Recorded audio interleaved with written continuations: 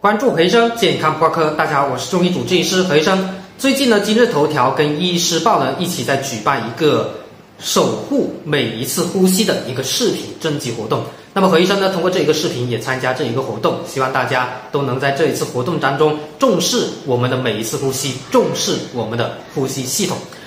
那今天跟大家聊的话题还是关于这个咳嗽痰特别多的一个问题。因为上一次的这何医生的视频呢发出去以后，第二天看一下大家的评论，发现很多人都在问寒痰我知道了怎么处理，但是热痰怎么处理呢？那何医生就很奇怪，为什么这么多粉丝在问何医生这个热痰怎么去处理？才发现其实何医生在视频这种剪辑的时候，一不小心把这个热痰这一个部分呢给删除掉了。所以今天何医生再通过这一个视频呢，给大家完整的讲一讲咳嗽痰多这一个问题。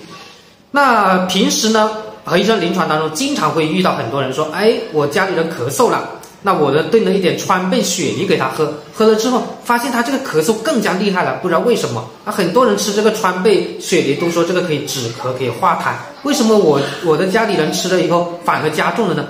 其实他家里人体质是寒的，我们说川贝跟雪梨也是属于这种寒性的这种东西，那么一吃那肯定是会加重的了。也经常会遇到有些人晚上咳嗽特别的厉害，然后呢就说我喉咙里面含一口姜，这样子可能喉咙这个咳嗽呢就稍微缓解了一点。但是其实一伸舌头出来，他舌头很红的，体质也是很热的，虽然他可能含的姜稍微好了一点，但是对他的整个体质，对他整个病情却没有好处，因为他本身体质热，生姜又是热的，那这样子肯定会加重他的病情。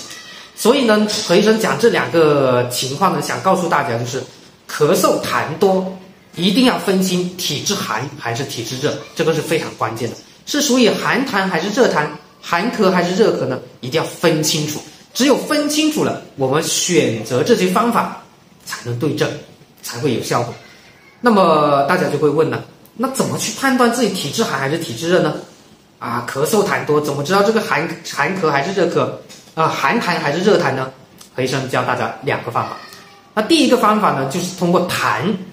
来去判断；第二个就是通过全身的症状来去判断。那首先我们看一看，通过痰如何去判断体质寒还是体质热。那如果是痰的颜色是白色的质地比较清晰的，那这个时候大部分是属于这种寒痰寒咳，也就是说体质是偏寒的。那如果是痰的颜色是黄色的，然后很粘稠的，好像黄龙痰的这种，那么大部分是属于热咳热痰，体质是属于热的这是通过痰的颜色跟质地来去判断寒热。那第二个方法呢，就是看全身的症状。如果是整个人比较怕冷的，手脚冰凉的吃冷的东西会不舒服的，那这种大部分属于体质寒。那如果是刚刚讲的痰又是白色的，质地也是比较清晰的，这个大部分就是属于这种体质寒的人了。那第二种，如果一个人体质很怕热，吃热的东西辛辣的东西很容易上火，比如喉咙痛口腔溃疡口干口苦口臭大便又硬吃热的东西经常上火，经常不舒服的，整个人也是比较怕热的人。那这种呢，再结合痰是黄色的又很粘稠的，那么这种就考虑热痰热咳体质属于热。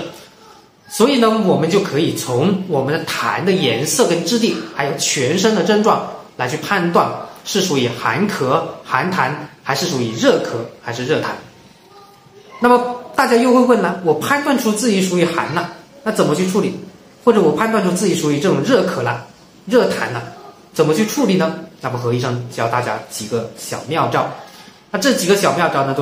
都是非常好的一种方法。那首先我们看一看寒痰寒咳。那这个寒痰咳嗽痰都属于体质寒的，这个何医生跟大家分享过很多次，也举过很多何医生临床上的一些案例跟大家一起去分享。那么今天的何医生呢，就直接告诉大家叫做二陈丸。二陈丸是非常非常经典的，它是针对这种痰多寒痰寒咳的，那么这种就比较合适，有健脾行气燥湿化痰。那么热痰热咳怎么去处理呢？这一个呢，大家之前在分享这个二陈丸的时候，也很多人问何医生这一个相关的问题。那么今天何医生再一次跟大家好好去聊一聊。那么这个如果是热痰痰是黄的，比较粘稠，这种情况下可以选择复方鲜竹令叶。那如果是这种痰很多很粘稠，怎么咳都咳不出来，很难咳的，那么这种情况下可以尝试选择橘红丸。